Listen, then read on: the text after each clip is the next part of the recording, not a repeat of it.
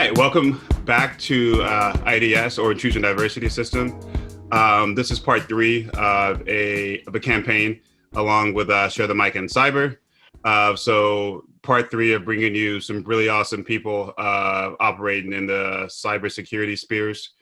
I'm O'Shea Bowens, one of the guests of IDS.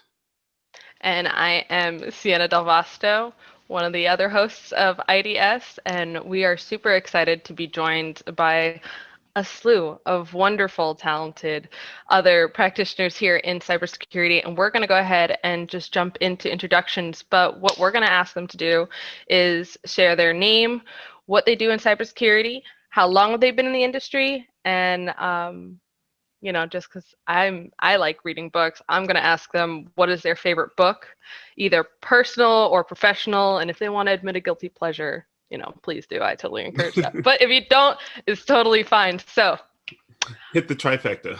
Davin, I'm going for you, homie.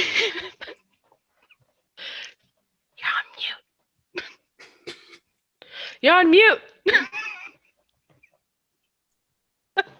See, I wasn't prepared to go first. Got you. I'm Davin Jackson, also known as DJax Alpha on Twitter and Instagram.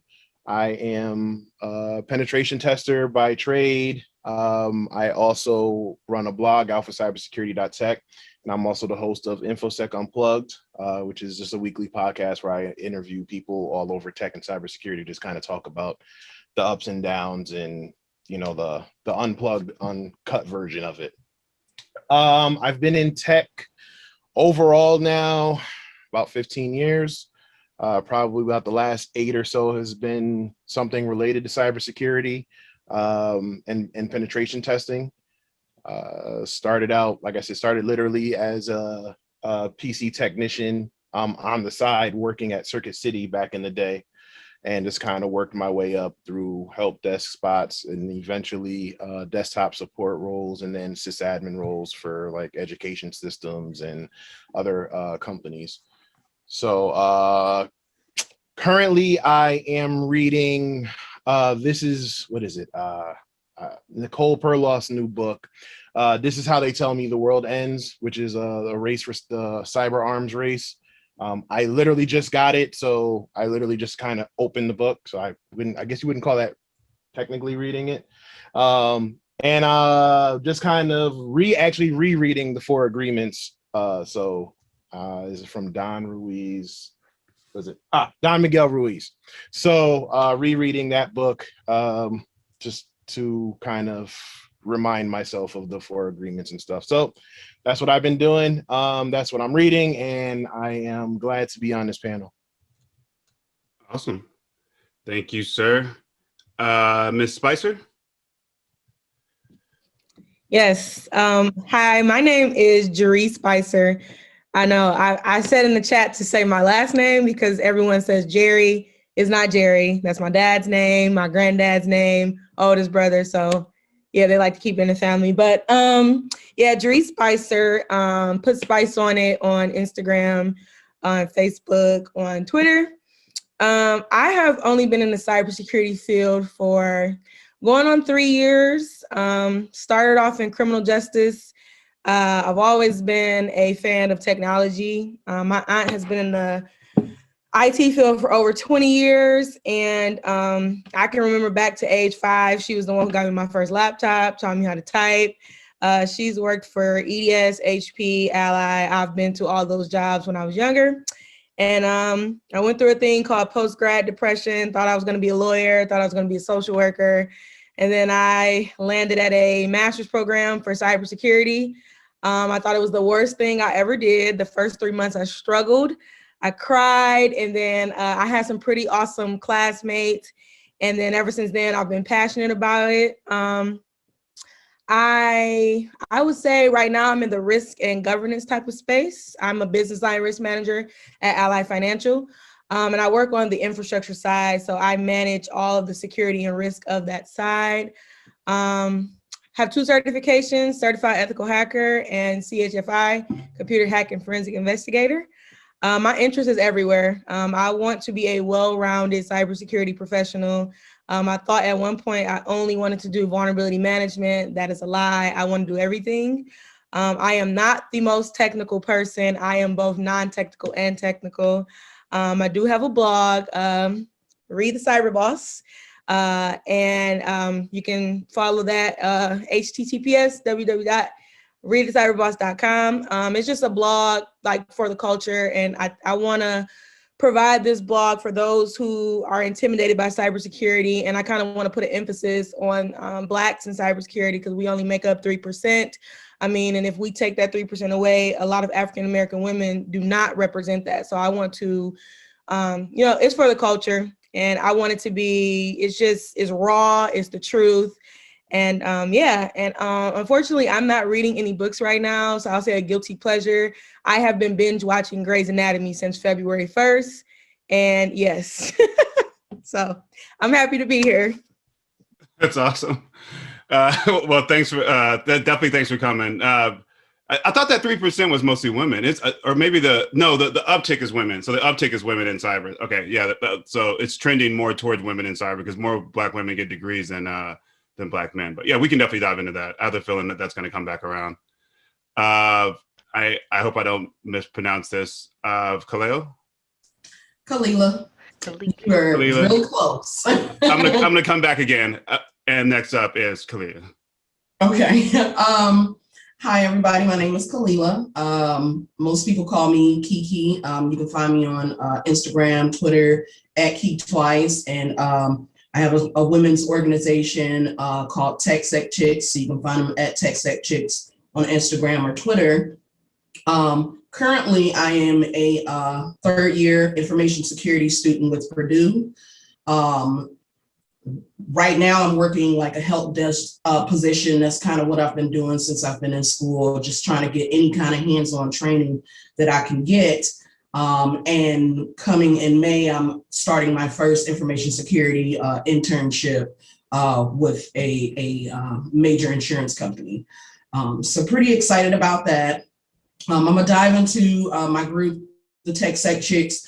And what it is that I wanted to have a safe space for women in tech to be able to fellowship and really just kind of support one another. We provide different resources. It's for women that may be transitioning into tech or are already in the field and have been in the field for some time. And so what we do is we just support one another. I definitely want to take it further to be able to provide even more resources, but I am poor, so we are working on that. But yeah, it's just good to have a safe space because one thing that I remember feeling getting into this industry was I felt like I was alone. I felt like, yes, I have the support of my friends and family, but they don't really get the tech aspect of things. And so we created this sisterhood so that way we can always be there for one another. And we literally are like just a whole group of sisters from all across literally the globe. We have some of the chicks that are like in the Netherlands, in Germany, we're just kind of spread out everywhere, but I definitely like it. And it's given me an opportunity to really reach out and give back. Focusing on the questions. So I'm not reading any books. I'm like Jeree, like I got nothing. I got nothing on the book side. However, my guilty pleasure is like ratchet reality TV. Like, oh my gosh. I love me some Love After Lockup or the Housewives. And, that's my little guilty pleasure because it just tickles me. It's like, people are rich and they still act crazy. So, but yes, that's a little bit about myself. I love that because I think everybody needs an outlet, and I do the same thing. I love watching The Real Housewives. It gets me going, and it just gets you out of that mindset. I know when it comes to books, I find myself, I have a ton of tech books, and I had to stop myself because I love reading, but I was reading a lot of technology things and learning and building my skills, which is great. But then I wasn't an outlet, so then I had to give myself like a book here and there. But I think that's great, and I do want to I'll probably bring it up later. I want to ask you some stuff about the tech sec chick stuff, because I think it's important, especially for women in cybersecurity and in general, to have a sisterhood, and it plays a key role. But I'm going to go ahead and popcorn over to Ozi. Hi, so my name is Ozi. I actually have a longer name, but I don't want to get into the whole masterclass thing, teaching you how to pronounce my name. So Ozi is fine. I have been I'm currently an application security engineer at ITRIBL. I have been in the field for about 2 years and a couple of weeks. So books I'm currently reading, I actually just finished reading a book called Hackable: How to Do Application Security Right, authored by Ted Harrington. Very great book. So if you're looking to like build your application security program from, the bottom up, it gives you actionable tips based on his experience on how to get it started, how to do it right. And the next book I'm planning on reading is This Is How They Tell Me the World Ends by Nico Perroff, talking about the cyber arms race, that whole thing about the next battlefield is not going to be like on some desert or in some place, it's going to be on the internet. So that's the next book I plan to read. Number 2, geez.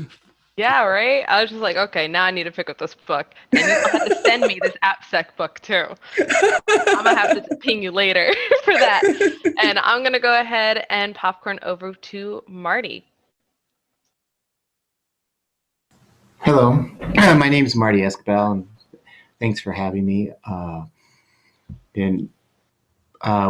do? I am a data protection professional for the Colorado Department of Human Services. Deal with a lot of vulnerable and marginalized populations, especially when it comes to their use of data and protection of data. How long have I been in the industry? Well, in the data protection side, around 11 years. I used to be an engineer for Hewlett Packard software firmware, and then I transitioned, went to law school. And in law school, I was actually, I got into compliance with police oversight. What a relevant topic today.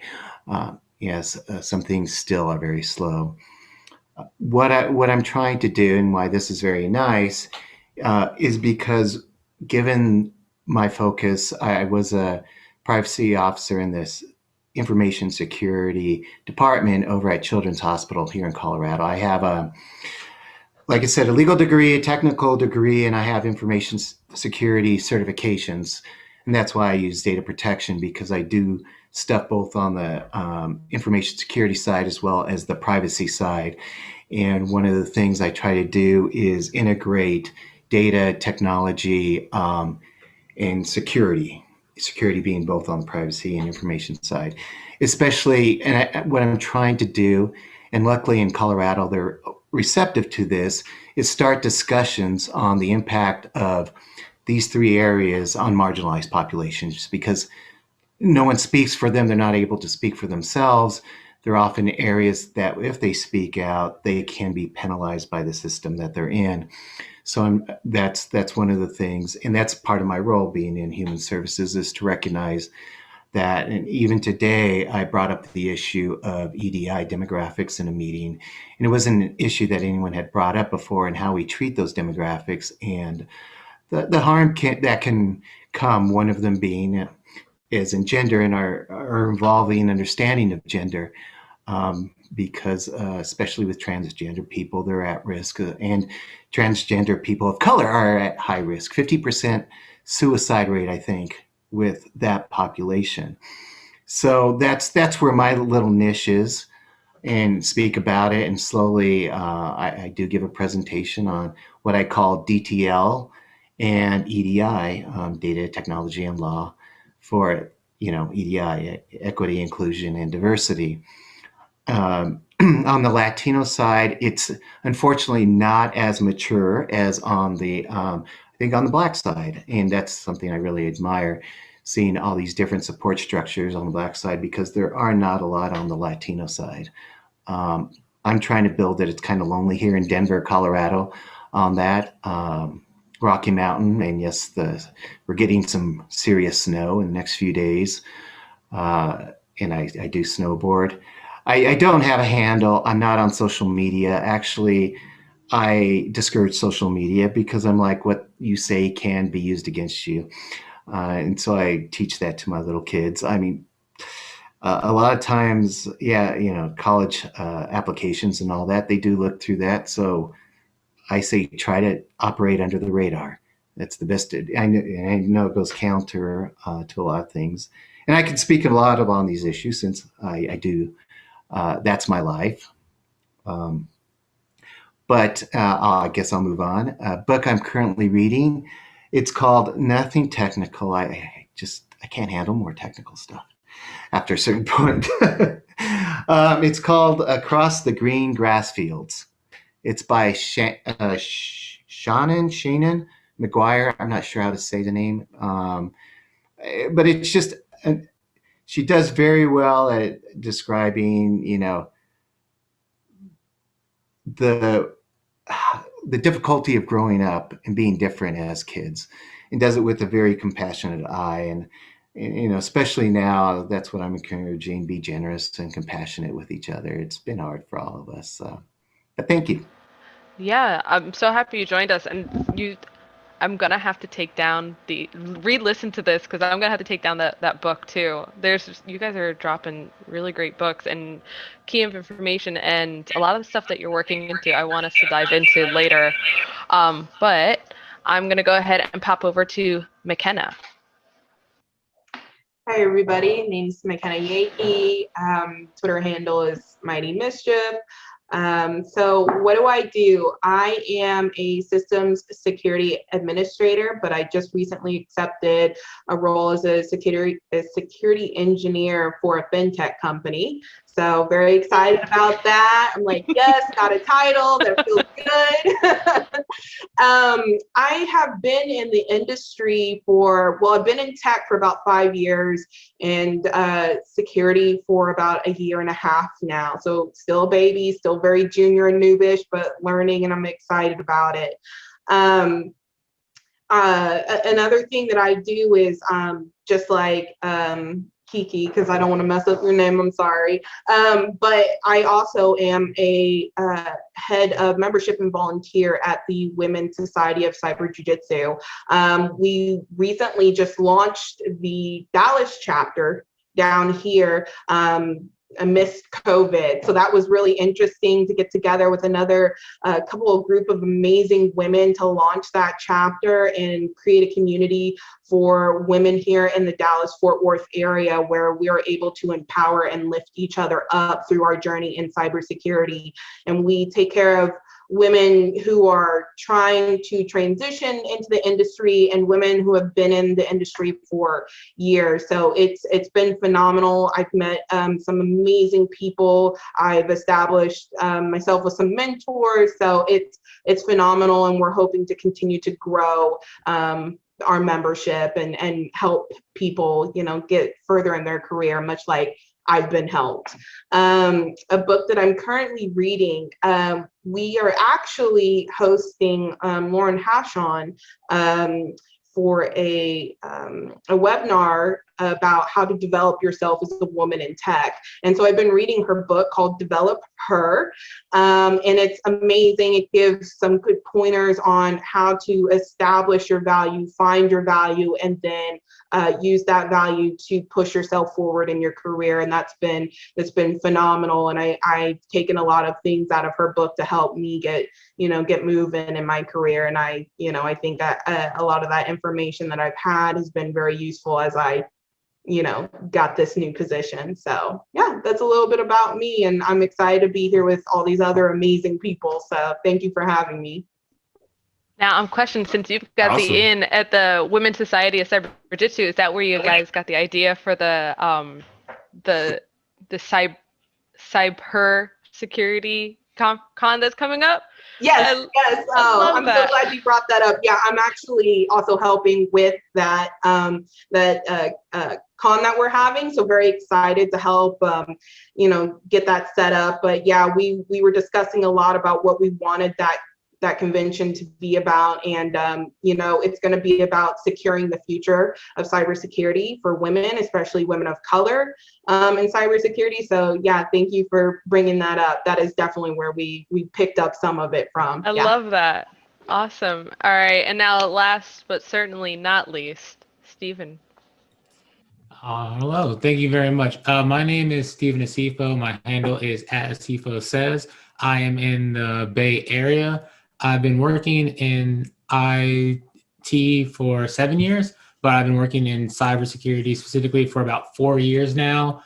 I work at Verizon Media, which is formerly Yahoo, and I work in GRC, where I manage a team that focuses on helping the business account for cybersecurity risks and make decisions in the best interests of our users and the company based on that.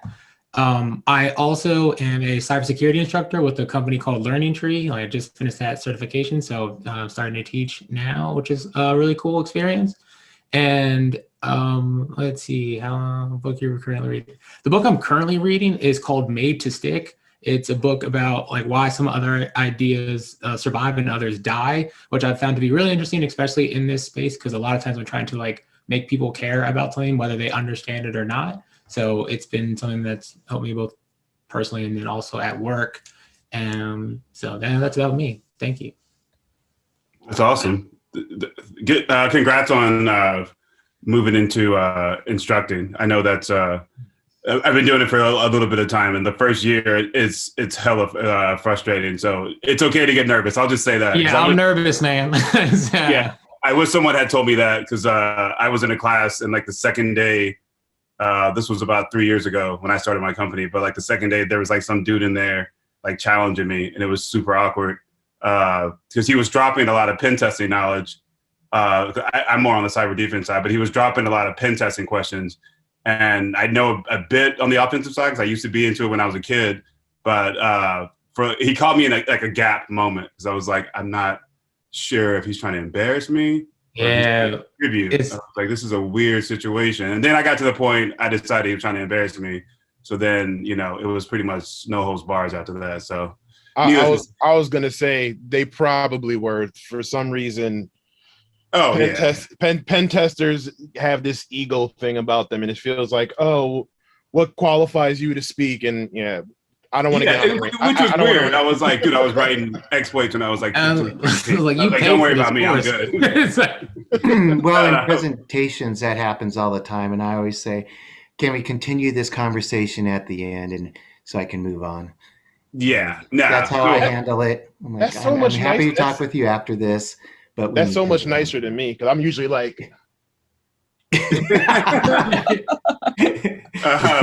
we'll dive into no, then shut. It's been a rough week for me. I'm sorry. I feel I should probably share it too. So I know, Sienna, I don't know if you had a book, but for some reason we forgot to actually provide an answer. So right now I'm reading a book called Moonwalking with Einstein. It's a book on written by former world memory champions. So basically how to increase your areas like photogenic memory, which is the ability to kind of remember objects you see, not necessarily words that are stated or what you read, but also other areas of memory. So I think that's been I can honestly say it has been immensely helpful. There's a lot more, it sounds nerdy, but there's a lot more commands that I remember, longer strings of commands that usually I have to look, copy paste. I'm remembering them now, and they're not short syntaxes. So I can promise that if you buy it, it's called Moonwalking with Einstein. And also a lot of the world memory champions are giving you techniques that they use. So I promise it actually does work. If you're looking to increase your bandwidth from a memory perspective. Were you saying something, Sienna? No, I was just thinking, I was my memory sucks. I really need to pick up this book. Man, right? I'm just saying, I use my notes because it helps when I'm doing engagements or any assessments, but it's also because my memory sucks that much. Yeah. I'm all right, let me just do this. But it helps tremendously. I need to, there's so many books I need to pick up.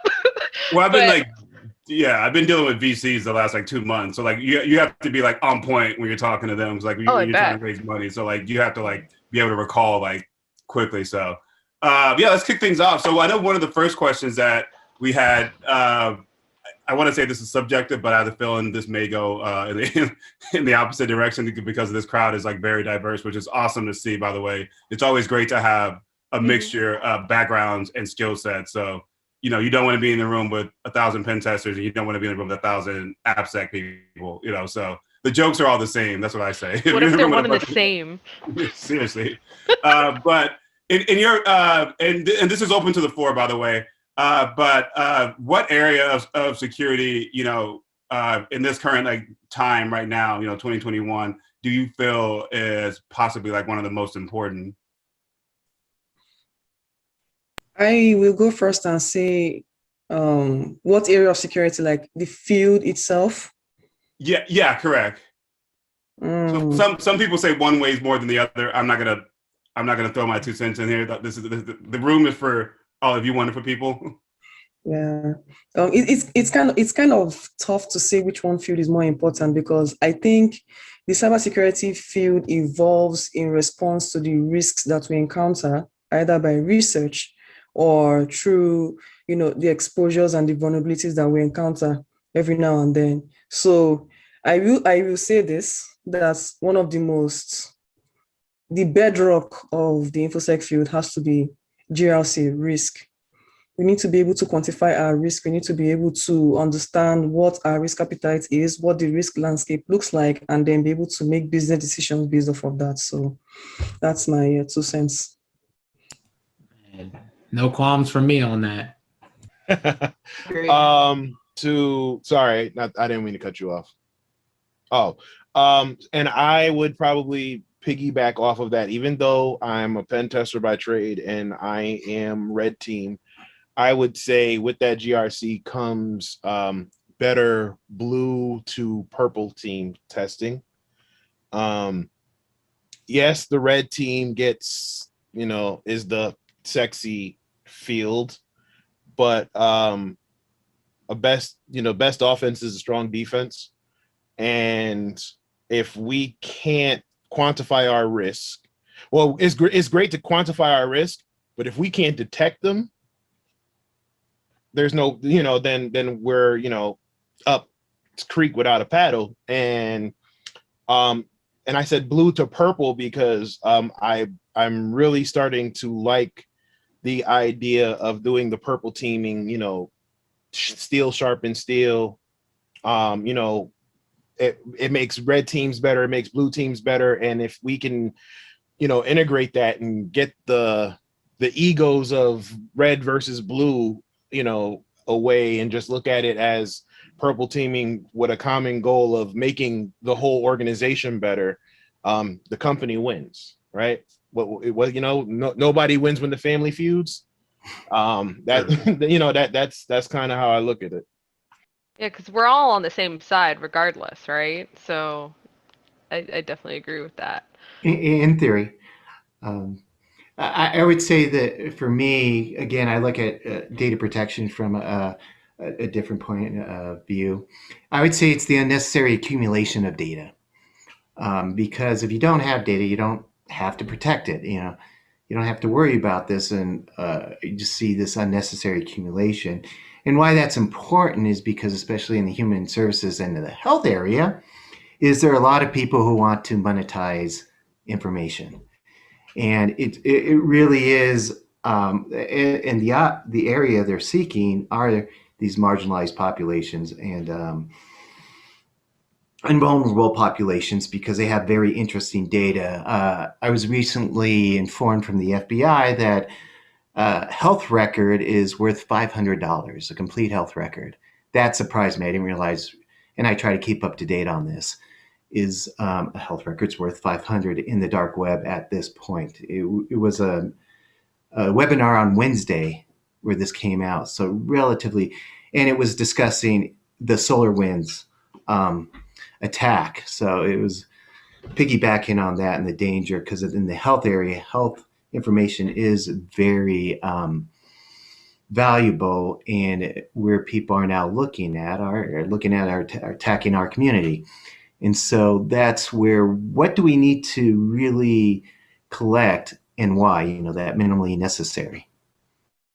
Yeah, I wrote about 4 years ago, possibly 5 years ago, maybe, but I wrote an article essentially on that point around, I think it's literally labeled of the data, of the value of health data over credit card data, because you can flip health data multiple times over. So if you think about what information you would gain from a healthcare company or a hospital, not only is it name, name, you can get social, you can get address. These are things that are much more difficult to turn around and change. A credit card, you can swap a credit card out. You can call Bank of America and request a new one or open some type of fraud charge. But also one of the key areas, at least that I found when I was doing a lot more also some work for the government, was individuals that were obtaining healthcare records to commit fraudulent Medicare claims and then fraudulent medication claims. So like if you have someone that is elderly, for instance, our country has a massive like Oxycontin problem. So obtaining information on what someone's medication is and then creating a fake ID to go pick up those scripts from the from a pharmacy is child's play. Like it's ridiculously easy to get a fake ID, and if you have fake ID with name and name, address, and then you also have the ability to couple that with social security numbers.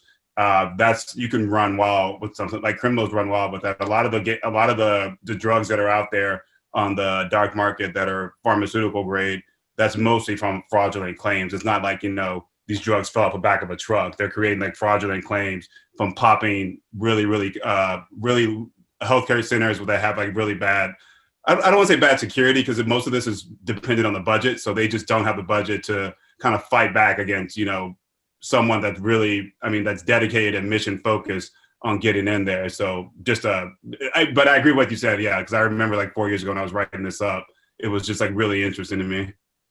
Yeah. And I think the crazy thing is usually people who don't really look at it from a standpoint of, I can reuse medical data over and over again. You would think it's credit card data originally, because he's like, I can steal the credit card data. But I think I saw something the other day, and I think credit card data on the dark web is only worth like $8, $8 card or something like that. And it was like, I know the medical data would be worth more, but I definitely didn't expect credit card data to only be $8. Yeah, credit card data the value shrinks over, I think it's over every week. There's a couple forums that I still check out, but you can like legit, you can set up alerts for new dumps essentially. But the longer I think it's like, every week that it's on there, it decreases in value because the likelihood that they're going to report it stolen or that the credit line is going to be frozen increases. So you have about a week to get that dump of data and then actually make use of it. So not that we're telling anyone what to do. I'm just saying this is just the real world. Like this is the way it goes. Sorry, I wanted to comment on the important area of cybersecurity because I think I'm probably opposite of everyone. Even though I'm on the GRC side, I'm going to pick two areas that are important, that are up and coming. That's cyber psychology and cybercrime. And with cyber psychology, it's a completely new field over here in the United States, but over in like the UK, it's booming. But essentially, it's really studying the behavior of someone and how they react to technology. And I went to Norfolk for a little bit. I didn't stay in the program because I didn't want another master's, but my time there, I wrote an article back in my original master's program back in 2019. I wrote a paper on cyber criminal profiling because it doesn't exist to me. So I wrote a paper on that because I wanted to understand the behavior of someone who commits a cybercrime. So studying the mind of a hacker, or studying the mind of someone who likes to tinker with stuff. And I think that plays into a factor that a lot of people don't realize. And then once I looked at cyber psychology, I'm like, these two go hand in hand because cybercrime happens every day. Think about, when we were teenagers and we're downloading illegal music or something like that. Like we're committing a cybercrime every single day in our daily life and people don't know. And I found that that's like my specialty. Like I wish to go out there and write another paper on that, but I think that's an important area that a lot of companies don't put a focus on, which is why I got the computer hack and forensic investigator certification to begin with, because I don't think a lot of people put emphasis on cybercrime, like more so like banks or credit card companies, they have like cybercrime type of departments, but cybercrime and cyber psychology are extremely important because I mean, even to understand what type of risk, you have to understand like the mind of why we're thinking it. How are we reacting to technology and how it evolves every day? I mean, I look at like someone like my grandfather, he doesn't know what an autonomous vehicle is. So how is he gonna be used to that? How is he gonna protect himself if he has that? So I would say that's like what I think is important, but I always get a lot of pushback on that, but I like getting pushback because we all have our own opinion. And I think that it's up and coming and we should just, get ready because this is like the next field. Zero pushbacks from me. Like that's a very interesting thing you brought up because you also have these things like there are many respected social engineers in the field. However, they do not get the credit they deserve because there's that whole thing of it's just not technical enough, or if you're not a keyboard warrior, then what are you really doing in cybersecurity? Which is very wrong. There's a lot of fields where psychology has, some significance. So long as you're dealing with a human element some way or another, psychology is going to play a huge part there. So that's a very valid field. No pushbacks from me at all. Thank you. It's something that you both are touching on, which is the human element, right? And so when we were discussing that, when we came up with this question before, I had initially thought, and I go back and forth between whether it's, the policies and procedures that need to be in place or the education and awareness that needs to be brought to people's attention. Because if you're not educated or you're aware, you're up to speed, you don't know any of these things are going on. You don't know where your attention you should be facing or, where you should be focusing, right, and prioritizing. And which transitions me into the next question. In regards to education and awareness, a few of you in your introduction, you all mentioned some ways that you give back. So I want to open up the floor into how are ways that you give back to the InfoSec community as a whole or into any communities that y'all are a part of, right? One way that I do is one of my first times was participating in the Cyberjitsu Con, doing a workshop and teaching any of the technical skills that I've learned to get into the field. I think that it's great at any level, no matter what, which I think is a phenomenal thing that you're doing, Khalilah, is that no matter where you are in the field, however, no matter the amount of years you've been or lack thereof, there's always a way for you to give back, and there's always some sort of value that you can provide to somebody else who has not jumped in. And also in that same regard, there's always people that are in the field for because I know people have paid it forward with me. So being able to, that people that have been in the field for as long as I have, like O'Shea, like Davin, and like a few other folks that I know and mentors of mine, they've given back to me, or they've given back and I've benefited from, and therefore I do the same and pay it forward. That kind of brings me to a good point. Within the TechSec Chicks, I want to say about 2 months ago, I was gifted the Security Plus exam from Kirsten Bragger, and she also gifted me the Daryl Gibson's Security Plus study book. So using that, I passed the Security Plus. What I wanted to do, which it kind of just starts like having good culture, good morale within the group. And so what I did was the next chick that was studying for the Sec Plus, I mailed her the book. I signed my name in it, the date that I passed, and I mailed her the book. She just passed like a week ago. So now she's shipped it off to the next chick. And so we're just creating a nice culture, just a nice rapport within the group. And it gives everybody to feel a part of the group, feel like they are part of something special, something bigger than themselves. And then to kind of reiterate on that, one of the things that I want to do going forward, I'm about to be relocating to Georgia in the next couple of months.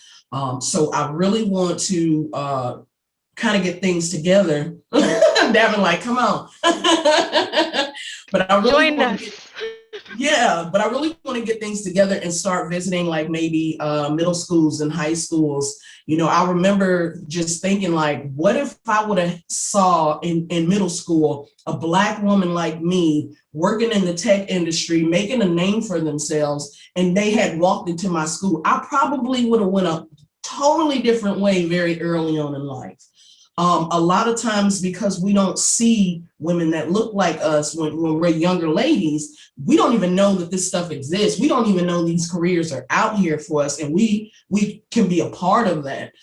So I want to be able to give back in that manner as well. I want these young ladies to see me and see some of the tech sec chicks and go, wow, these women, like, they the same skin color as me. You know, they went through the same struggles as me, dealing with just being a woman, and not just a woman, a Black woman.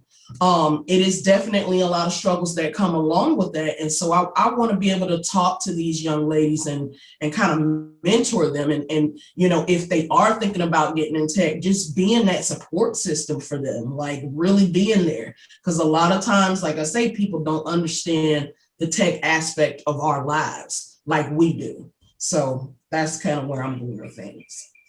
That is awesome. That is so awesome. I want to piggyback off. The one thing you said that makes me kind of like think about something. I think we had this discussion towards the end of the last call was really like, for the more people that are interested in, especially like community volunteering and reaching out to more individuals. I always recommend, you know, at least fairly strongly, is like, look at some of the groups that are out there that are at least operating in those areas, right? So from a high school perspective, I know ICMCP is doing something with high school students. You have Cyber Patriot, ICMCP more focused on people of color. You have BIC that's out there. You have Black Cyber Association. I think Mary Cheney has a group. Crap, I can't remember Mary. Sorry, Mary, I can't remember the name of the group right now. Don't be mad at me.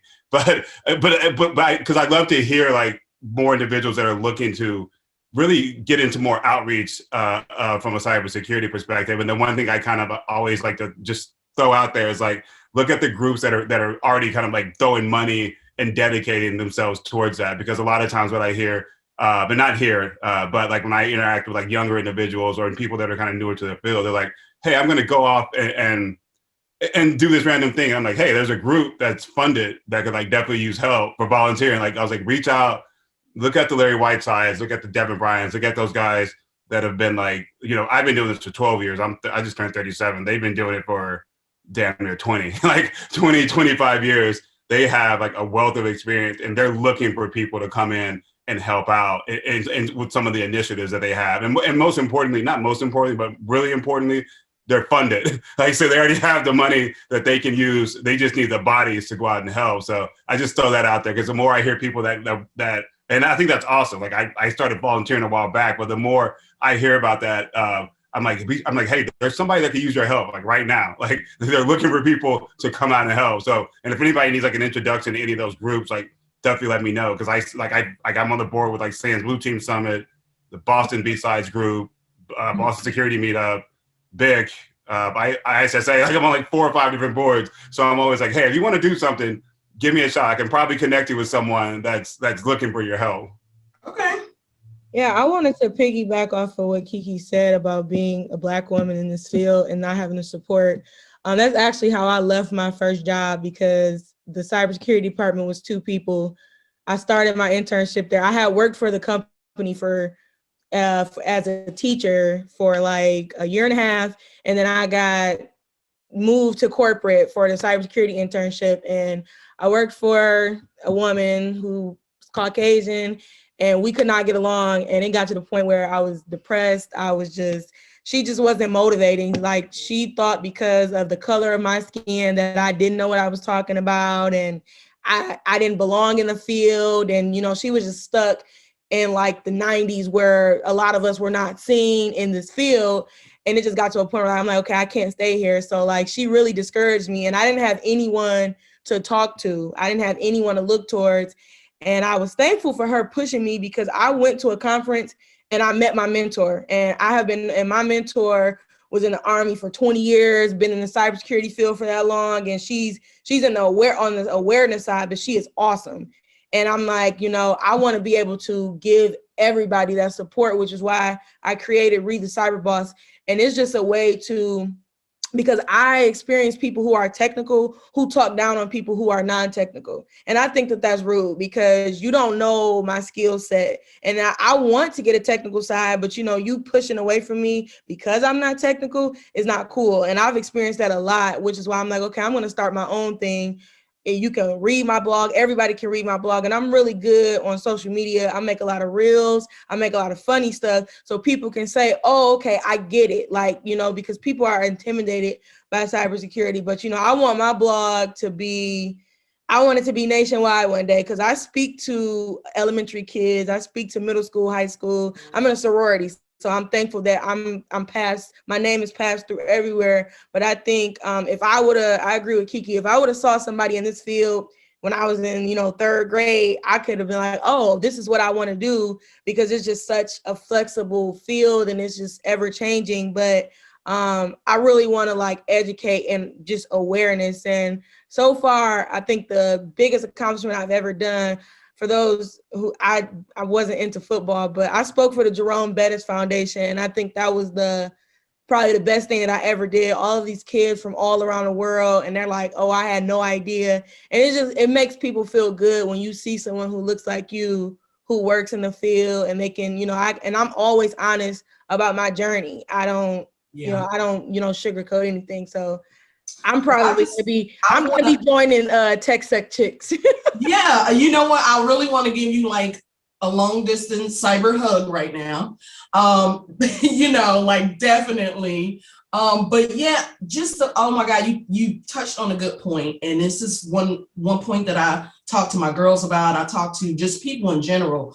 The soft skills that I bring or anybody else brings from these non-technical jobs, that is what's going to set you apart. It's going to change the game for you because knowing how to effectively communicate with people and work well within a team is something that cannot be taught all the time. You can teach the tech, but you cannot teach these soft skills to some of these people. And people really don't understand how important that is in our industry. We got so many rude people. We got the bro code. We got, you know, it's just so many different aspects that can be so negative. And I feel like the workplace environment would be a lot more mellow, a lot more chill if you didn't have these people that feel like, oh, I'm here and you're here. Like, that doesn't feel good at all. It doesn't feel good to go to work every day and know that somebody looking down on you, not only just because you're not technical, but because you're Black and because you're a woman. Like, no, my pop-off game is crazy. I'm a work in progress. I'm a work in progress. But I mean, it's just, it just feels like a lot of weight on our shoulders going to work every day and having to deal with that type of environment. And so it's just real important to have those people skills. It really is. Well, and to your point, because one thing I want to add to it, and I mentioned it in my article, is the fact that I'm often, when it comes to technical conversations or other ones, you know, routinely dismissed. And then I tell them, well, you know, or I somehow say, you know, I do have a master's from Stanford in engineering, and suddenly they listen to me, you know. So I don't know what that says, but it's there, and it's unfortunately always there. And it's one of my biggest pet peeves is it's like I'm starting to talk and they're like, oh, you know, pat me on the head. That's such a nice comment. And do you realize I'm from Stanford? And then, oh, okay. You know, it's a definite switch. And I don't know if I'm giving you some positive or negative to go forward with, but I mean, it's reality. And, you know, I struggle with, you know, how to deal with it positively or not. But it's out there, and it's going to continue to be out there. And that's why things like this are so important to say. We're not alone. Yeah. And before we go on to the next question, did anyone else want to chime in on avenues or ways that they give back. I wanted to give everyone a chance to answer before. Davin, I know you got like 12, so. Well, I'm being polite because I was about to go on a rant. It's Friday. Yeah. And like I said, I've been having a hell of a week. So one of the things I came into 2021 with is, and this is let me put this out here now. This is no knock or disrespect to anybody who is a legitimate ally. However, oh boy, no. I'm saving that for. I'm gonna save that one for later.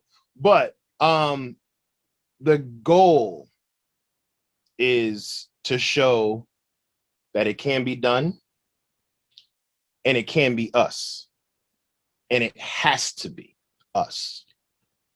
Reason being, I'm from Bridgeport, Connecticut. I knew I was technically inclined, but didn't have the resources. And in a roundabout way, I was always told basically that I may not be smart enough, that this field is reserved for Caucasian, Southeast Asian, like Indian and Asian. And it was always like, go do what you think you're good at, which is sports, music, or something illegal. And to Khalilah and Ms. Spicer's point, representation matters. So in a time where all you see that really represent us are your super celebrities like a Beyonce or something like that, or your artists like your Cardi B's or your Megan Thee Stallions and stuff like that, who are hypersexualized, and nothing wrong with that.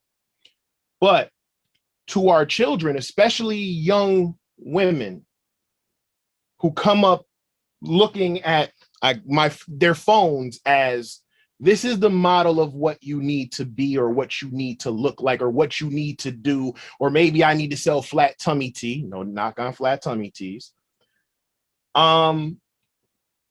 It's important to show an alternative. It's important to show, hey, I may not be, I may not have money like an NBA or an NFL player, but I do okay for myself, and I do it with this. I do it with my hands-on skills. So again, this is why I said no disrespect to the allies, but it has to be like people here in this panel to go back to those communities and say, look, there's another option. And as professionals, it's on us to call out the BS of other people when we see it, right? Because there is trash. Right now, the market is trash. The corporate world is trash. There are your gatekeepers who feel like you need to justify your existence every single day you go to work. Okay, I write a blog, and every time I put out a blog or I put out a YouTube video or something, there's always at least one question of someone asking me, what makes me qualified to speak on this subject? And I can say, well, pick one of my certifications or kick rocks, depending on how I feel that day. But I shouldn't even have to answer that, because what makes me qualified is what makes me qualified. And to be real, what makes you qualified is that you probably have a family member in a high spot of the company that you work for, where we bust our asses and you're a mediocre mat. Like, let's just call it for what it is. So the job field is garbage because, like I said, either you're underpaid, or if you are paid well, they try to use that against you. Like, oh, well, because you get paid this, you should go above and beyond. You should, even though we know it's salary, but you should work more than your average 8 to 9 or 10 hours. You should be sleeping this because we pay you so much money that this should be your life. And it's like, no, we can't let this, we got to break that. And like I said, it has to be us. Allies can do a lot for us, can open a lot of doors for us, and can shed a lot of light on things, but it has to be us to take a stand and say enough is enough. Because if this world is in a better situation, when my kids decide they want to move up into the field, then I failed them as a father. So like I said, it has to be. And with that, like I said, I'm trying to behave myself. So I'm going to shut the hell up now and we can move to the next person. Oh, Take your time, Pat. Take your time, Pastor. Well, we do need to go to the take a time to the next question. But if you feel like the next answer can get layered onto the next question, then all the better. Yeah, thank you, Davin. I was like, that's much more tempered than he usually is. Things needed to be said. No, I appreciate that. So one of the questions that we definitely wanted to get out there was, I know a couple of people mentioned that they're new to the field. I know a couple of people probably have been in this for some time. But what is I want to say the top advice you would give someone, but I'm going to rephrase this because now after some of the conversations here, I'm going to ask a different way. What is the advice that you would give to someone who's moving into the field from both a technical and non-technical manner, right? So one part I'll answer is from a non-technical side, because this is something that I see that I tend not to speak too heavy on, because there's no way to really like enumerate on this particular topic without, you'd have to use someone's name.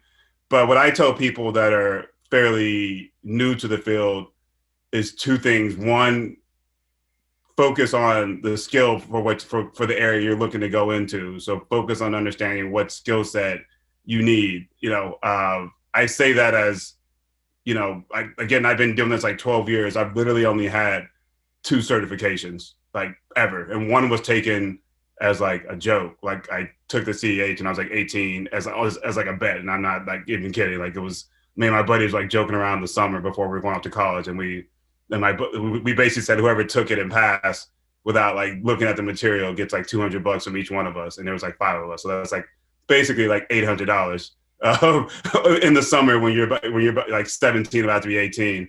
$800 in Dallas goes a long way. So like I literally went and took the CEH at like Collin County Community College like 2 days later, and then like passed it. So and it's not to say like whatever. I'm just saying like don't fall too deep into what other people are telling you have to do in order for you to be successful is what I'm going towards. And the second part of that is ensure that the person you're taking advice from is either in the field from a perspective of like they can help you, or of someone else that they've helped. Because I'm seeing people that come to me either in DMs on LinkedIn or Twitter, or I run into at conferences, and they'll say, well, so-and-so, not going to drop names, but so-and-so said I need to do this in order to move into this role. And my response is like, is so-and-so in that role? Can so-and-so hire you? Can so-and-so give you a reference? Can they give you a referral?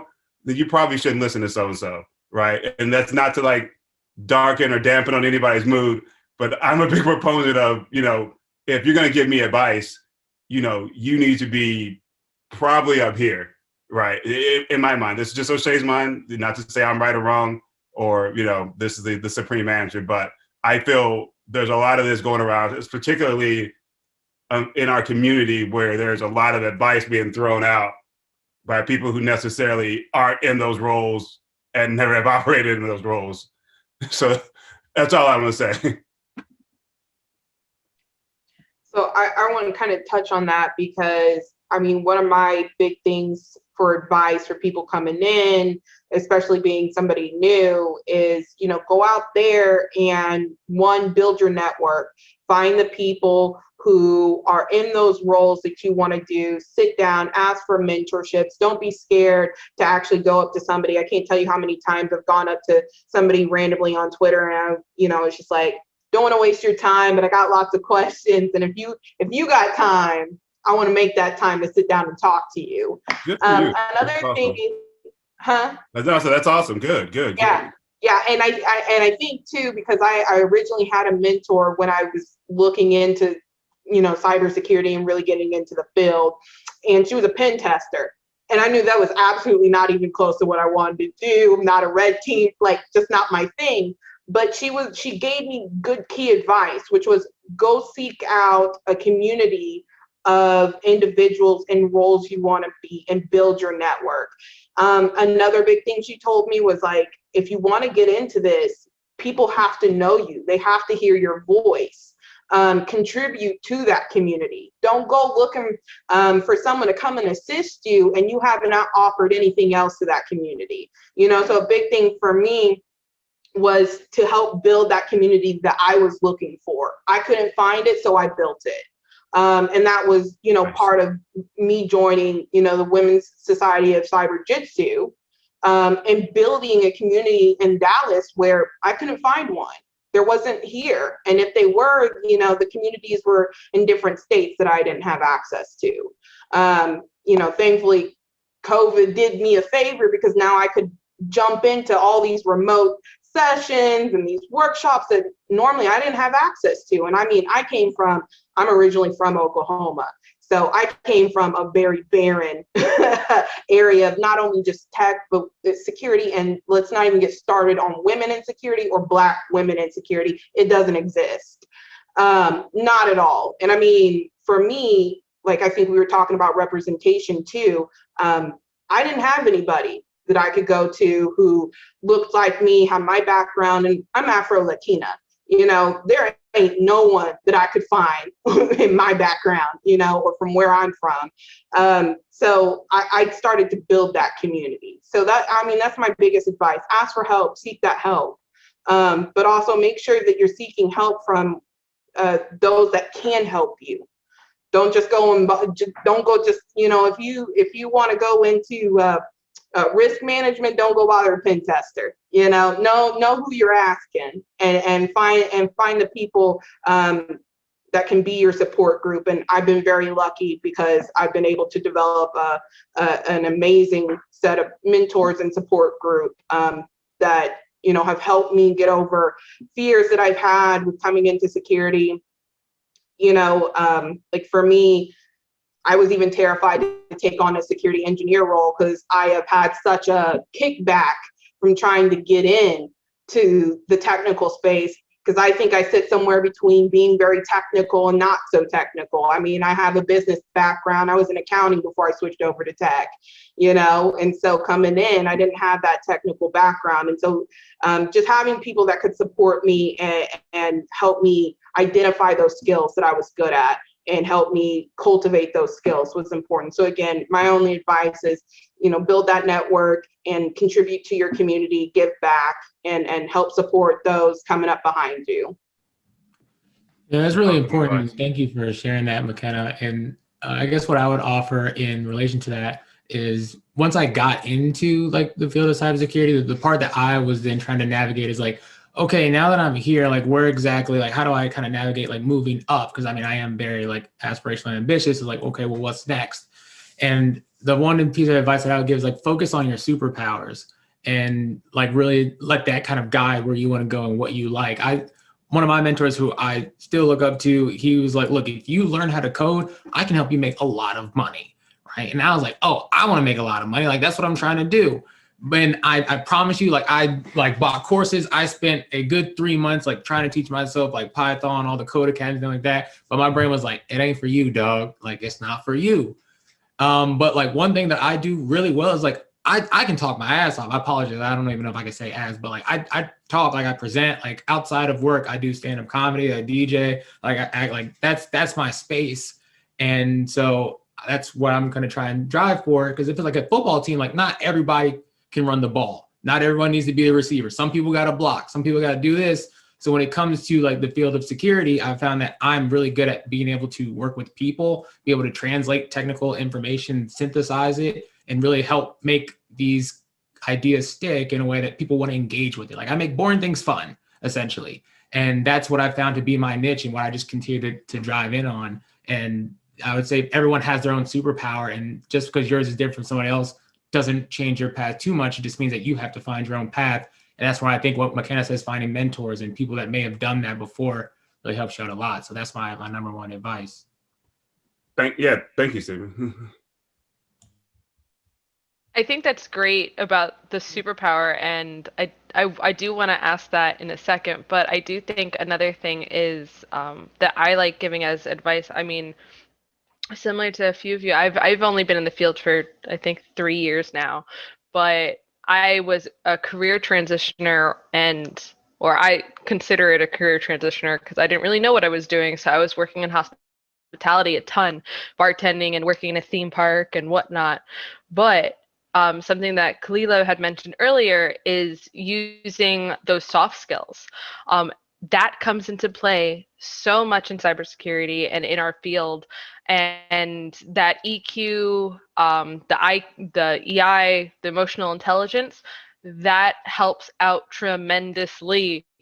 And I think when coming into cybersecurity, one of those things is really leaning into that, and not only thinking that you can be you have to be tech sat, like 100% a keyboard warrior, that you will have to interface with other humans at some point. I know when I came into cybersecurity, I was like, great, I don't have to deal with customers.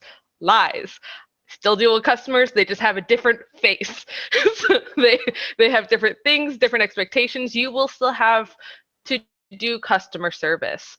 I still I say to my team a lot that when I'm writing emails, you're building relationships, when you're communicating, when you're even if you're doing a report readout and you're explaining to this team that they need to fix something, being able to word it in such a way that doesn't look like tisk tisk, you're doing a bad thing, but being able to show the compassion, the understanding of how much work that takes to go ahead and remediate, and the things that are valuable to them, because it might be a budget constraint, or it might be some other things that are in play that are not priority for them, but that human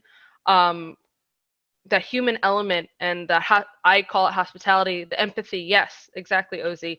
It is so important. And so bringing that into technology and carrying that over from your previous experience and whatever skills you have from your previous experience, it will somehow apply in cybersecurity. There's a place for it, for sure. But that is one of my pieces of advice. I want to go ahead and popcorn to whoever has any other advice that they want to share before we go on to any other topic.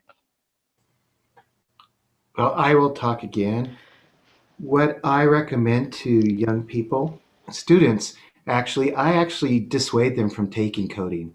I say go into drama, I go into speech, into art, because what they're finding when it comes to technical, you can get that later on. It's actually the ability to express yourself and think creatively that's really more important. We lack creativity, and that's what is often necessary. And so it seems to be a contradiction in some way, but that's what I encourage, is actually going, when you're young, grade school, high school, use that time to go into those soft areas. You can pick up technology later on. I think it's much harder to do the reverse, but that's going to your point about those soft skills. Yeah, I think that's awesome. And I think one question, since we did mention the idea, the concept of reaching out, I think what I'd like to just quickly ask is that, I'm going to ask everyone here to drop their handles or their social media contact information, but is everyone here cool with someone reaching out to them afterwards? Okay, cool. Just want to be 100% sure, because it would feel hypocritical for us to say, it would feel very hypocritical for us to say, yeah, you should definitely reach out to them. And then we're like, yeah, never mind. Like, no, bye. Yeah. But Stephen said something that's that I think is it's crazy important because there is this idea that you have to code in order to be in security. And I code a bit, but I was one of those weird lucky people. I was going to school in Dallas, Texas, and we had year-round school, and we had a computer science class in 6th grade. So in 6th grade, we actually were learning how to make games, and that's where it kicked off for me, because that same year, I'm showing my age or whatever, but the same year where I was taking that class in 6th grade, Hackers came out. So I saw Hackers around the same time I was actually doing that class, and that's what being 13, that blew my mind, and that's what changed everything. But I've led multiple teams, have built out a few different SOCs, been in a lot of management positions, and some of the best people I've worked with can't write, hello world to save their life, right? I know a lot of people that are crazy solid forensic investigators. I mean, beasts, are over at one time, some of the guys I work with at DOD and NSA, they were great forensic practitioners.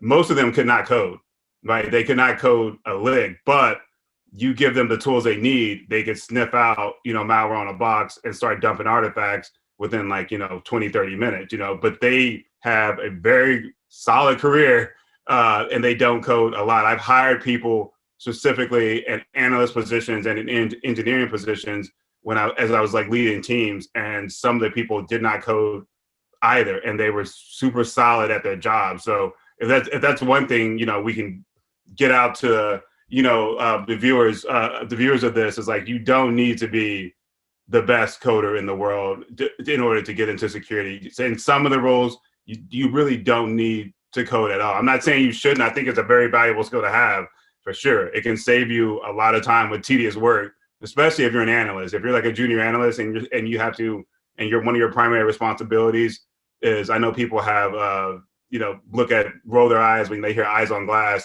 or eyes on screen, but the eyes on glass roles I think are pivotal to you getting that thick skin and beginning to really develop that intuition of, this is something bad, this is what I need to dive into, this is something I don't need to worry about, this is something I do need to worry about. In those roles, those junior SOC roles, I think it's kind of pivotal to take those. But if you can code, it can save you a lot of time when you're on shift and you have to review loads and loads of alerts, or you have to write customization engines, or you have to write out custom SIGs or detection capabilities. So, but Stephen, when you mentioned that, I was yes, because nobody says that. There's a lot of you need to know Python, and if you are going to learn to code, don't start with Python. There's Go, there's Ruby. There's a lot more things that have more practical uses, I think, than Python. So I know I'm probably gonna get some crazy stuff on Twitter about that, but whatever. I was just about to say, because I always hear how Python is the one go-to. I know I've been trying to really get a handle on my Python coding skills. I have a couple books back there that I need to revisit, but.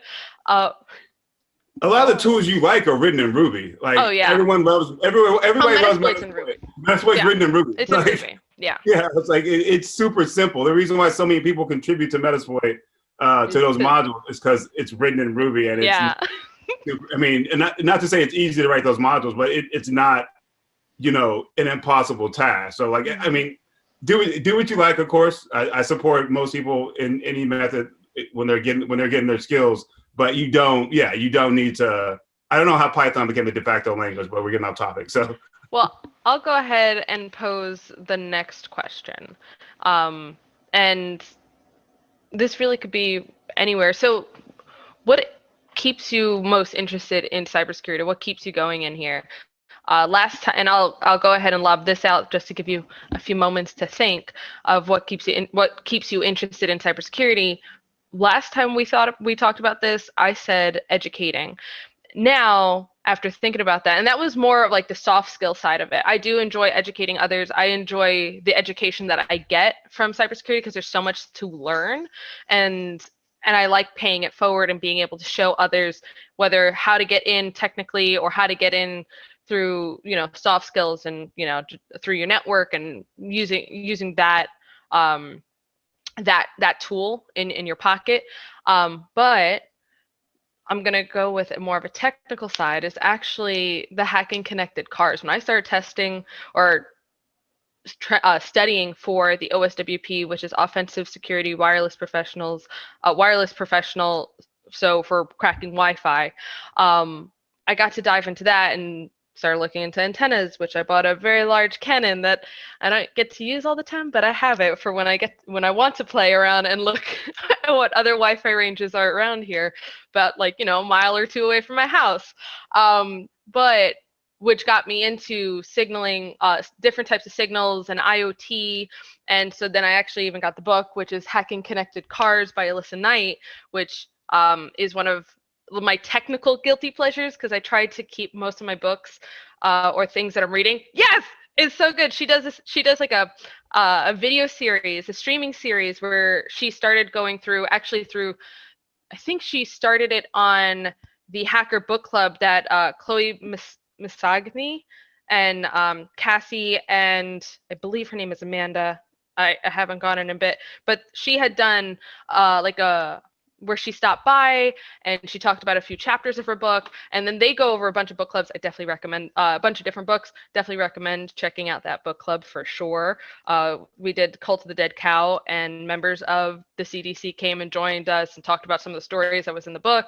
Anyways, getting away from the Hacking Connected Cars, but the Hacking Connected Cars, she does a series, Alyssa Knight, and she went through, and it's on YouTube still, how she just going chapter through chapter of it. But I have to give myself only a little bit at a time, because like I said, it's not something I get to play with all the time, really, that much.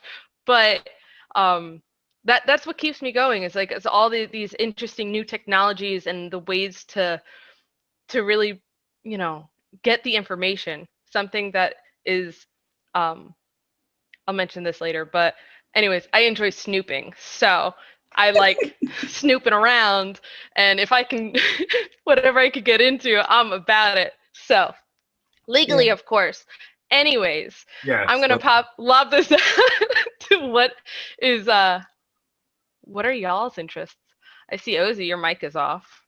Or it's on. It's similar to what you said. There's one word for it: rabbit holes. It's for from when I was a kid, I had this propensity to poke my nose in where I had no business being.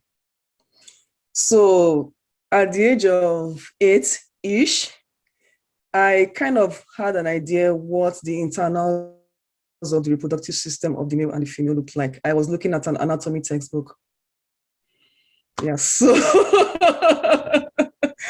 luckily for me, I took that into computers and all of that stuff. So sometimes I'm just bored and I don't have anything doing. Then I take an old device, I just open it up and whatever. So there was this one weekend where I was playing, there's this mobile game I play on my phone.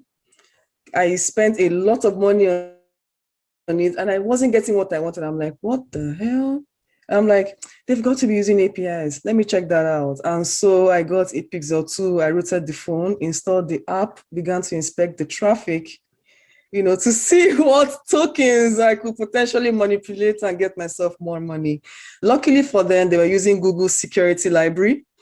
So you'd have to somehow get into Google's code base and access their APIs and all of that stuff. So that was where it kind of stopped for me. But I just love the fact that for someone who is, if you're that person that likes poking your nose everywhere, if you're curious and whatever, there's literally so many things you can poke your nose into, and you can just keep going and going and going and going. Just be sure that you have a friend at the top, holding to the end of that string so you don't get lost down that rabbit hole. That's that could pull you out of trouble. Come back. Come on, get back. Yes, stay on track. So that's what keeps me going. And in addition to that, it's also, based on my experience trying to get into the field, the fact that it was just needlessly difficult, I also reach out to people. It's my way of giving back anyway. I always reach out to people. And, when someone puts out an SOS saying, I've been applying for jobs, I don't know what I'm doing, I need help, I always reach out to them, provide whatever help I can. Sometimes I take time throughout the day to look at, okay, this is this person's area of interest. How about I look for jobs that fits this person's area of interest and tell them, okay, this is what you need to be looking for and all of that stuff. Just because I know it gets hard. And I was in that situation before. I didn't even know what field I wanted to get in. All I knew was that I wanted to be in that field. I wanted to, bang on all the things. I wanted to hack all the things. I didn't know what I wanted to do. So it's, for me, it's like, if I in that position, it would have helped if there was someone in the field who reached out to me and kind of told me this is what you needed to do, kind of guided me through the whole thing. So that's my own way of like, hey, I'm in the field, I can help you. What do you want to know? So yeah, those are the things that keep me going. I would say for me, I think what keeps me going is there's so much that, like I said earlier, cybersecurity is just it just keeps growing. Like, we see new stuff every day, but I think what keeps me going is that people, because they see that I show my non-technical side so much, they don't know what I can do. So I think that motivates me, because like, even at work, people in my business unit, they're like, oh, you only know how to do this work. And I work with a lot of men who are like engineers and software developers and executives and all of these different people. And then like our cybersecurity side, everybody's like, oh, you know how to do so much. And it's like, I almost think of me like a secret threat. Like, I almost think of me like, you don't know what I can do. I'm a fast learner. And I think that motivates me, because people think like, oh, you can't do this. And I'm like, I can, and I will. It's just, it goes back to what we were saying earlier about getting into the field.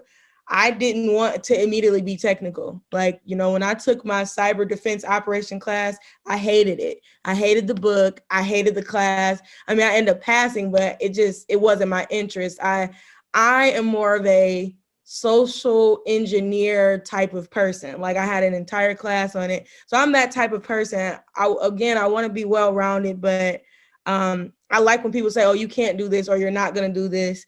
I'm like, okay. So that just like keeps me motivated. And even though right now I work for a bank, this is my advice just in general that can keep you going. If you work for a bank, you can work anywhere in cybersecurity. I think that is the toughest place to work, because we have the regulators on us. Like, there's somebody always watching you. So I think if you can work there, you can work anywhere. And I didn't believe that, because I'm like, oh, I hate this bank. Like, I don't want to work here. And as I've been here, I said, oh, wait, this like keeps me going, because the bank challenges you. There's a lot of things you can do and a lot of things you can't do. And then like for the SolarWinds, I thought it was funny, because I told the SolarWinds guys like, hey, you guys have vulnerabilities that are like past due, they're not compliant. Like, what if somebody hacks into our system? And then the next day SolarWinds got hacked into. So I'm like, well, see, this is why, you should listen. But I think that's what really keeps me going. And I think one day I'll probably work for I see myself working for like a big clothing company or like a social media type of company, because I feel like that's the social media is the easiest way to get somebody like you can mirror someone's page. It's just so easy to catch people up on social media. So I think one day like I'll want to like do that. That's awesome. Yeah. To both their points, I think you have to actually have a certain level of crazy to be in this field. I don't know about y'all, so I don't want to speak on anybody else, but it's almost like this itch in the back of your head that's always whispering, how does that work? Why does that work? I wonder, is that talking to something else? And it's that challenge. It's that challenge of wanting to know what it is, why it works, what happens if I do something else to it. And yeah, it's a hard switch to turn off. Like I tell the story, like we went to Disney a couple of years ago, and they give you these armbands, and the armbands were interacting with different things throughout the park. And to back to Ozzy's part about having someone that can snatch you out, I'm blessed to have a wife who can literally see my brain moving as it's happening. So we're in the park, and I'm going, And she's like, stop, you're on vacation.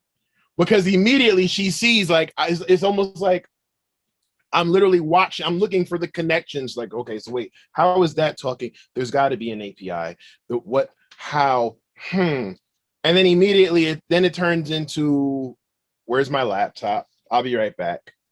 And so she's always there to just kind of be like, stop. Like, so yeah, you have to have someone that pulls you up. But I think that challenge is what keeps you going, right? Because again, no disrespect or any shade to any other part of tech, but in help desk can get boring.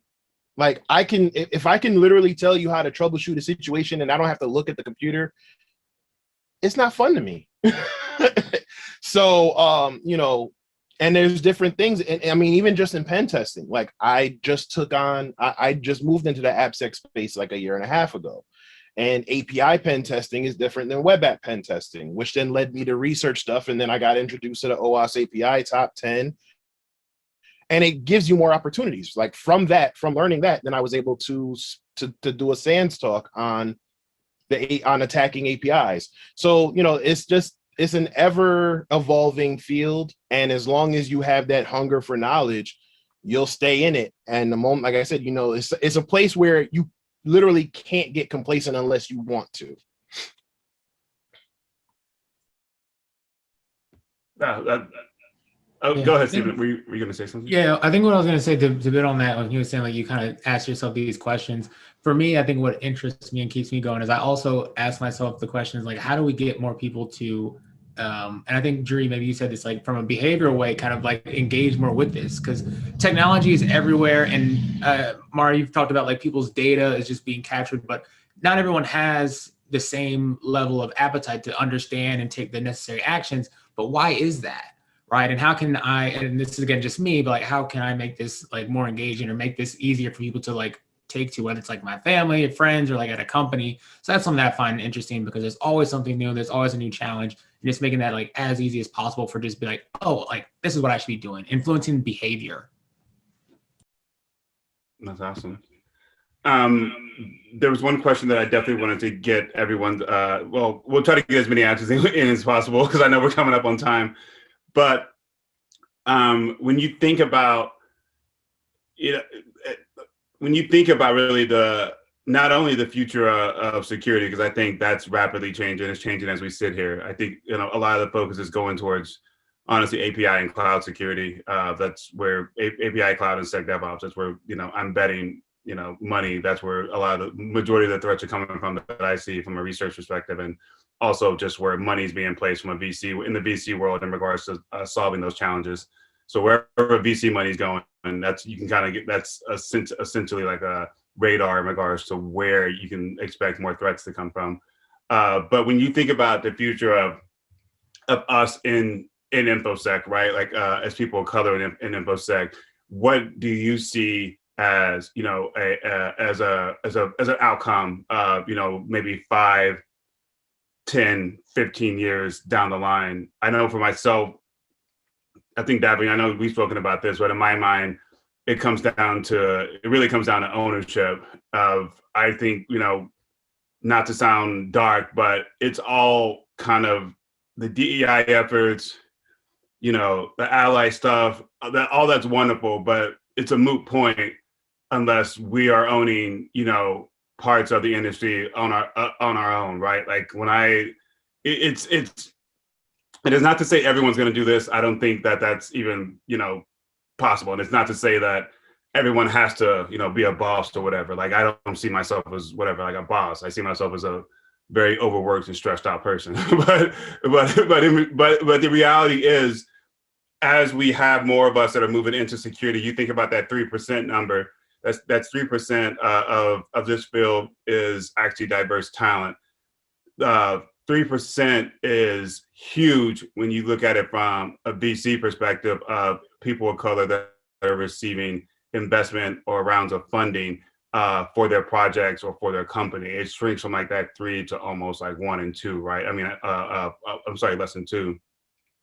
But when I think about the future and and to piggyback on the previous question, what really keeps me going is really the challenges, but also seeing us becoming those solidified creators and us being able to create roles for us. I think at the end of the day, the game winner or checkmate is when DEI and allies are an afterthought, and the primary mechanism we think about people of color, specifically Black people, getting jobs is that, hey, I know that, you know, Davin's the CEO of this company. I know Shay's the CEO of this company. I'm gonna go see if they're hiring. Oh, great, they have about 20 roles open, and I know that it's going to be a place that I'll feel a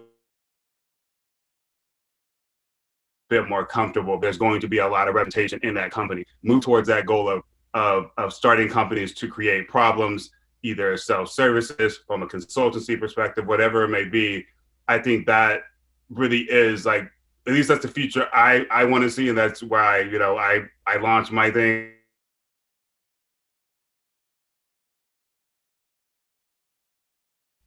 To tell you, super late. Not only get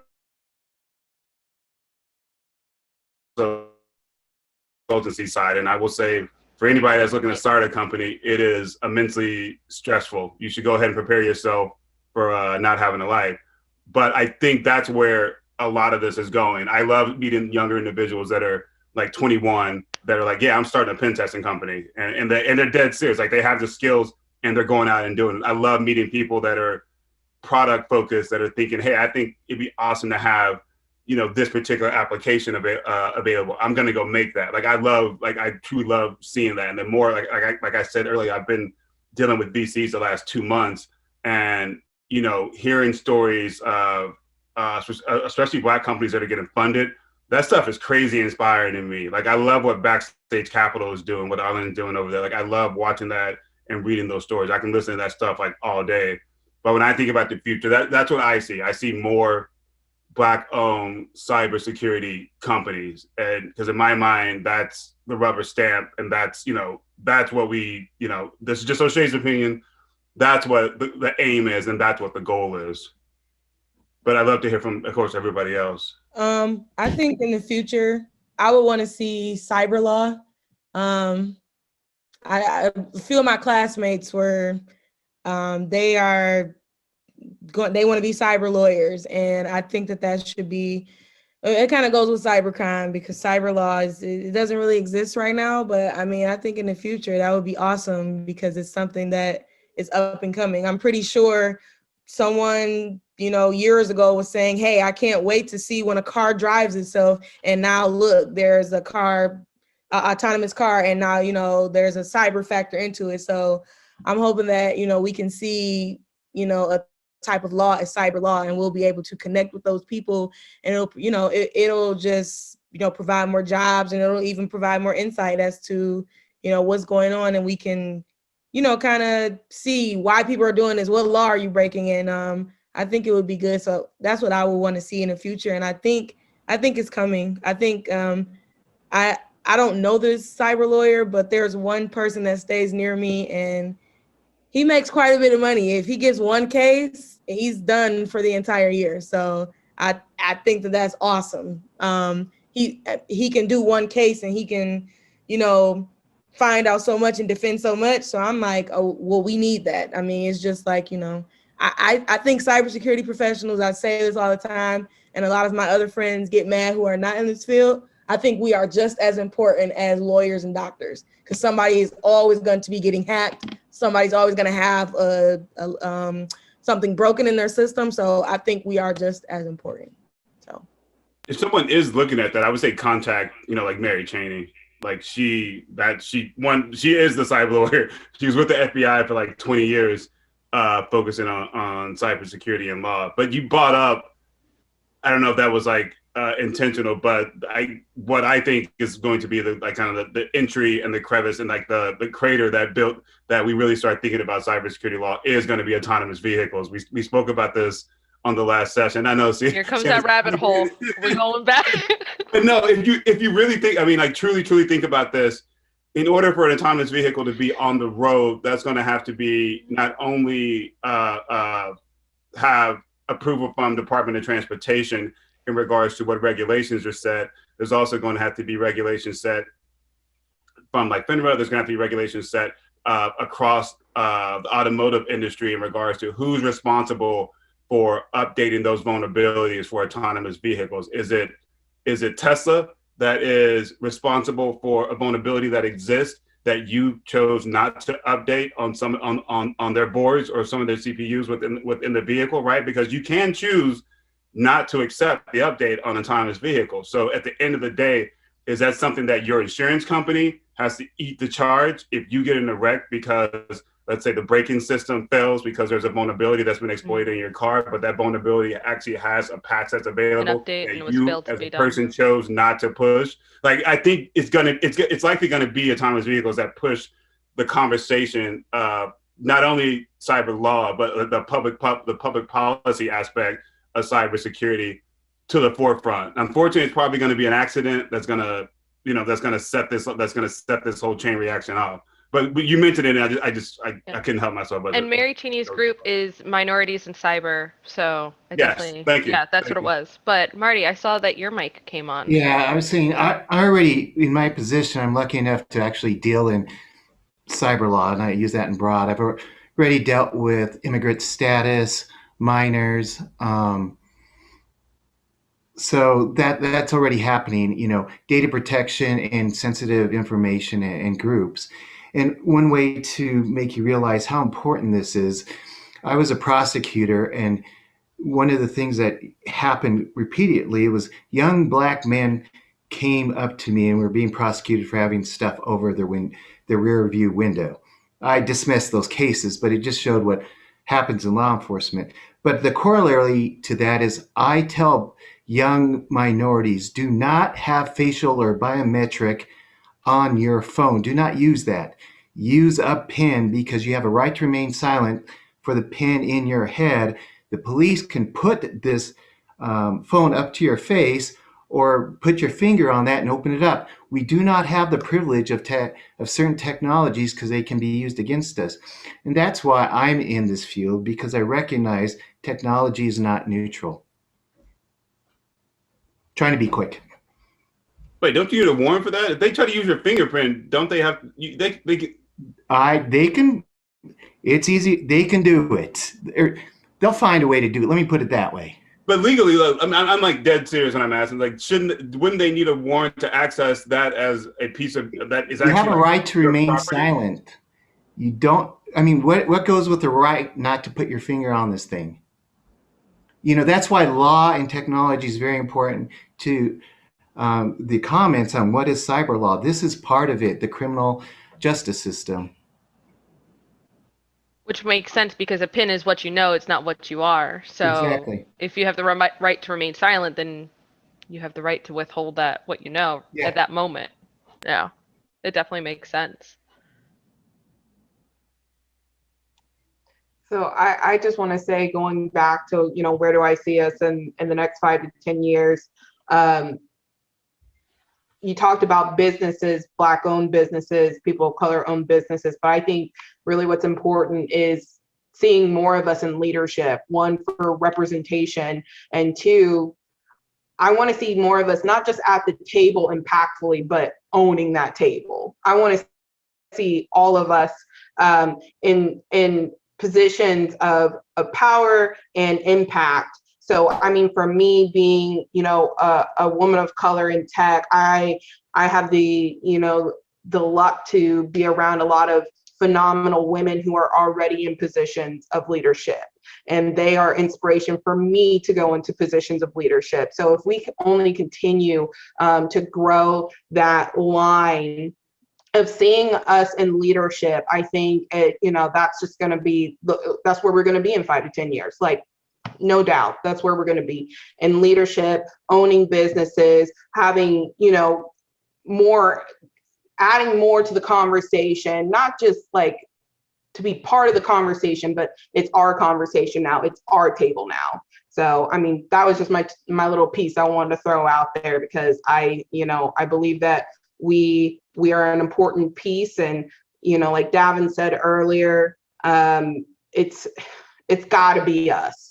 You know, it's got to be us, and that's where we're going to be in 5 to 10 years. That's what I see. So to piggyback off of that, yep. It can be done. It can be us. It has to be us. And to the part about the table, Marty just said, if you're not on the table, you're on the menu. However, to O'Shea's point, ownership is important, because what happens is we're begging for a seat at the table. Too many times where the kids or the cousins that got the small table, you know, over here in the corner, and we're getting the scraps. So we have to build our own table. So it has to be, it has to be us. It can't be done. It can't be us. It has to be us. And we need to build our own tables, and we need to, and like I said, and we need to share the wealth amongst each other. It can't be, it can't be the same crabs in the barrel mentality. So if we're going to succeed, we all have to succeed. It can't be, I'm going to hold this one back and that one back or whatever. It's we build each other up, build our own, and get it to a point where they either have to respect us or deal with us respectfully.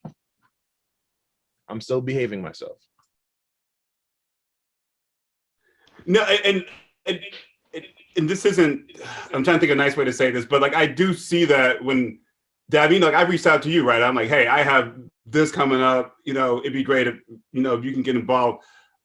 It's pivotal for us, like, to legit support each other in the business side. Like, I've only been doing this for about 3 years, but I know I've definitely been in situations where there have been people I've reached out to that I wanted to kind of share a contract with, and it's, no, you know, I'm too busy or whatnot. And then I'll get a call because they don't understand I have a relationship with the company that I'm looking to get the contract for, and say, hey, by the way, you know so-and-so? Because they reached out to me out of nowhere, like shot me an email kind of asking, hey, we have something going on? You know, and I'm like, a part of me, it hurts to say yes, because I'm like, well, no, I mean, I just spoke to them yesterday asking if they'd like to come in on it with me.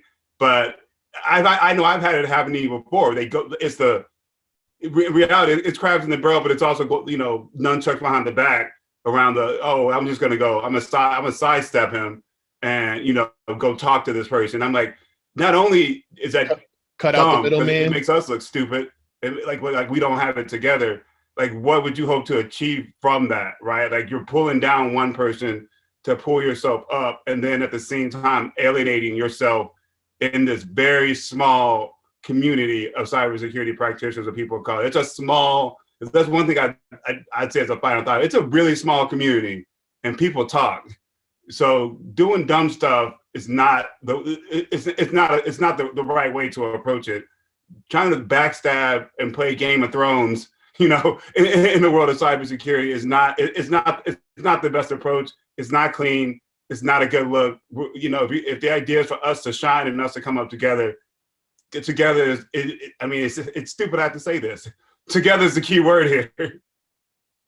Yeah. At the same time, I think when I think about the next 5-10 years, Marty brought it up, but in other communities or other minority groups, they may not have as many networks that I've seen, at least being, you know, Black in cyber. Like, it sounds bad, but I'm surprised in a good way about how many different groups, either support groups. I mean, look, we got Read the Cyber Boss, we have this IDS podcast, we have DJX Alpha Cybersecurity, we have Tech Sec Chicks, all these people coming up with like enterprising type of ways to either represent their brand, kind of share what they know, and build a community to help other people get in. And I think over time, you know, we definitely continue to see that built out. And I mean, I don't think there's a limit as to where that can continue to go as people continue to like own the table, create those tables, and just being able to see that mature to where we have conversations and say, look, I know who to pick from because look, Ree's got something over here. I can talk to her. She's like, oh, look, I got someone coming up, and we can kind of all pick within ourselves. And I think it's going to be beautiful to see that evolve over the, you know, the next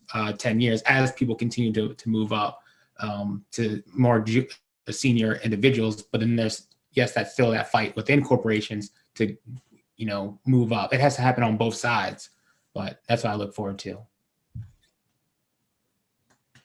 Okay. And I know we are short on time, so we'll go around and get final thoughts. from everyone. And if you haven't, please do drop your contact information, LinkedIn, so whatever you feel comfortable, sharing. Because I've enjoyed this conversation immensely. So I have the feeling, people watching this are going to enjoy it too. So there's a good chance, someone's going to reach out to you. Yeah, this has been a phenomenal conversation. Honestly, there was so many things that we wanted to talk about, and the time has flown by. But I think, and I'm sure a lot of those who viewed this, these are things that needed to be heard, and these are it was definitely worth it, the conversation, and needed to be had. But we'll go around and do final thoughts. I'll go popcorn it over to McKenna. Yeah, so I mean, I think final thoughts is I've gotten to take a lot away from this experience myself. I've learned something new about cyber psychology and law. So thank you so much for bringing that to my attention, and autonomous vehicles, self-driving vehicles. Learned so much, but I mean, I think just what I've taken away is what I've always taken away from since I've been here is the community. We have a really strong community of people here, and I just hope we continue to build that out and bring more people up behind us. That's my final thought, honestly.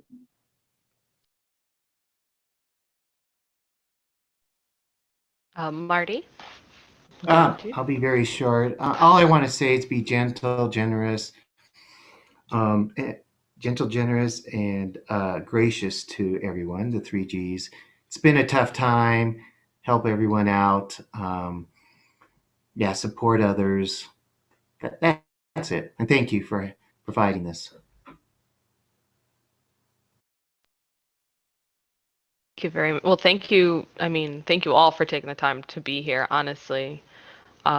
It's been an absolute pleasure. Jeree, go popcorn over to you. Oh yeah, I just want to say I love doing panels like this. I love talking to other people who are in this field. I mean, I learned a lot. I think this was a very good conversation. What else?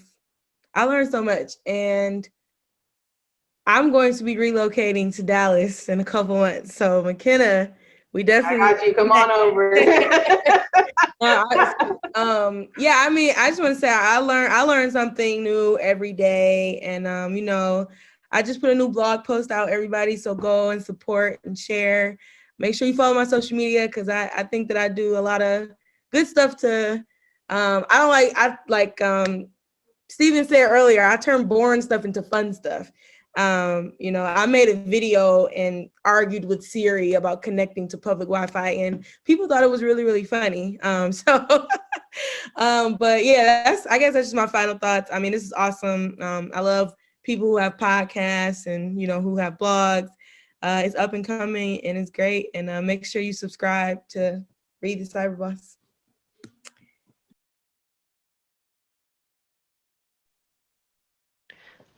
Okay, I think that's one thing that I do love about these panels is connecting, like you said.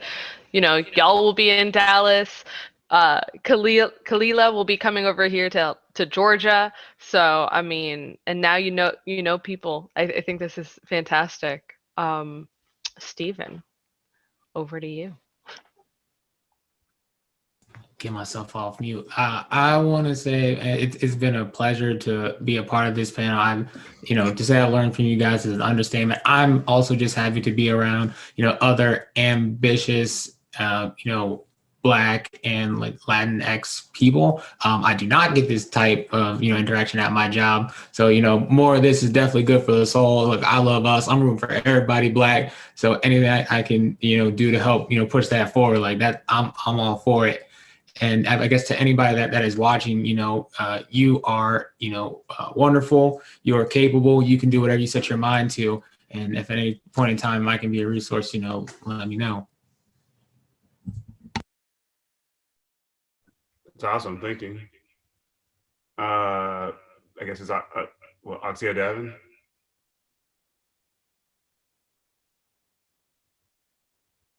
Ozi, you want to go ahead and jump in there? I said Oxy, my bad. Hi, am I? Yeah, so it has been a very fun conversation. You know, I just want to say especially Jeree, McKenna, Khalilah, you guys are very inspiring. I am not a starter by any means. I am more of a supporting person. Like, you go start, do all the troublesome stuff, then I come and support you. That's how I am. So to hear your stories, how it's like you're at this point, but then you start off something and try to make other people feel welcome, I think that's super impressive. Then, yeah, so one of the takeaways I got from you is representation is important. You know, I remember I was invited to speak on a podcast about breaking into cybersecurity. Then a guy reached out to me. He's like, oh man, this is so cool. You know, now my younger sister has somebody that she can look up to in the field. And I didn't get how important it was at the time, but the more I hear these stories, it impresses on me that, you know, sense of representation is important. You know, so yeah, that's my takeaway from this whole thing. It has been a fun conversation. I got to meet you, and Davin finally followed me on Twitter, so that's good.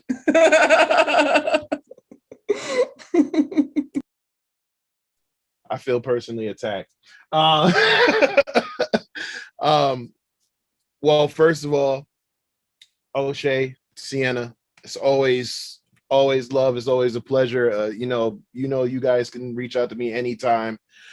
To everybody here, thank you. Like I said, I met some new people.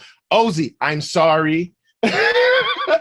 But to everybody here, thank you for your input. Marty, Steven, Ms. Spicer, Khalilah, McKenna, you know, thank you all for your input. And, you know, like I said, it makes us better. Like I said, steel sharpens steel. And to all the people who are watching or will be watching, you know, thank you for taking your time to watch and listen to all of us. And for those who feel like they have something to say, but not sure if, you know, it's welcome or if they have enough knowledge to speak on it, start a blog, start something on social media. We all have, you know, people have different stuff in social media. LinkedIn, you can do blogs on LinkedIn if you're just on LinkedIn. Start. Why? You never know who you will touch or who you'll reach out to. It's like Ozi said, like the other day I was in Micro Center and someone freaked out when they saw my name and started telling me about how they were trying to get their kid to talk about cybersecurity, to get their kid in cybersecurity or their kid interested in technology, but they listened to me from a previous talk. And, you know, sometimes it's that, you know, it's the little things. So you have a voice in here. If you're putting in the work, then you deserve to have a voice just like everybody else. And like I said, it has to be, you know, it can be done. It can be us. It has to be us. And we need to build that table. And like I said, if you guys don't invite us to yours, we'll build our own. It's going to be bigger, better, and shinier. Happy. And that's it. Again, see, I behaved myself the whole show. Well done, sir. Good job. Well, again, thank you, everyone, for taking time. I know it's Friday. It's 8 o'clock. You know, it's 1 o'clock. So, you know, I appreciate everyone taking time and coming to hang out with us. And a really big thanks to Lauren and Camille from Share the Mic and Cyber for collaborating with us on this. Definitely looking forward to having more events like this.